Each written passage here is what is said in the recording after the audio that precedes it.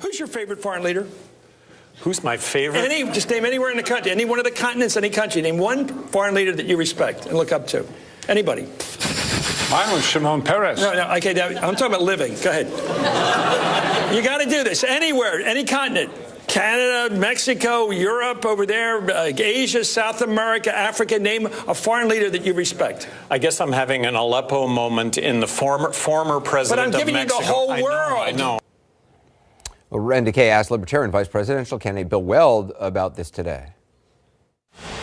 Pop quizzes on television are obviously not his forte, but depth of analysis and surprising lines of analysis are his forte. I think he just needs time to expound what he's thinking. So you don't think he didn't know the answer, he just doesn't do well in that pop quiz format? Right. That's an understatement.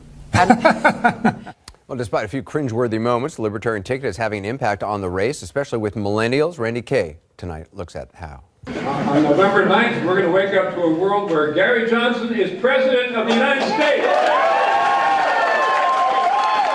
Former Massachusetts Governor Bill Weld trying to round up votes from millennials at Temple University in Philadelphia. Votes that polls show might otherwise go to Hillary Clinton more than Donald Trump. Does it concern you, though, that your ticket could tilt the election and hand Donald Trump the presidency? That's a conjecture. That's a hypothetical, and I don't worry about hypotheticals. Hypotheticals, perhaps, but recent polling from Bloomberg about millennials gives Hillary Clinton just a 4-point lead over Donald Trump in a four-way race. In that same poll, the Johnson-Weld ticket gets 11% of the vote. You don't have any concern or any fear that being in the race and staying in the race, that we might see another, Nader, Bush, Gore situation? You mean, am I going to renounce my candidacy because a bunch of people send me emails and leave me phone messages saying I should renounce my candidacy? No, that's not how I operate. Or because Weld considers Hillary Clinton a good friend, but when it comes to Donald Trump, he hardly minces words, calling him everything from a showman to delusional. Loose with the truth is, in a way, the one that troubles me the most. If you can't rely on the word of the President of the United States, then we're all in a lot of trouble. So what kind of president you think Donald Trump might be? Oh, I think he'd be reckless. He'd be impossible to predict. He, like a broken clock, he would be right twice a day, but that's about it.